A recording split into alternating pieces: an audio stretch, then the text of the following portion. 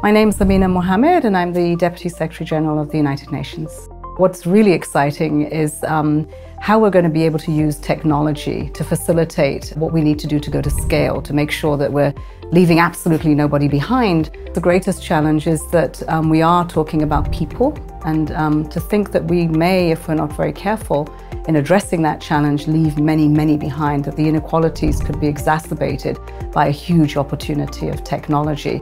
No one country has the same capacities and capabilities, and so we must make sure that our solutions are tailored with actions to accomplish at the country level. I think the responsibility is one that is a collective one. We see many opportunities, but the challenges are about how responsible we are to each other.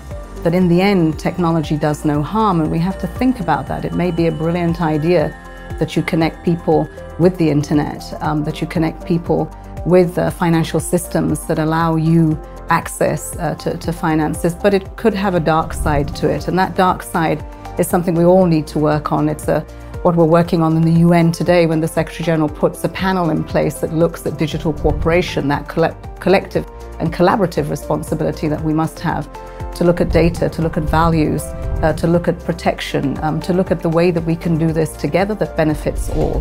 What I would say to young people is that for those that don't have access to technology, is bring your collaborators, bring your peers into that space. And I have many examples of how this was done when we were looking at the world we want, and we were hearing from people who had access to technology.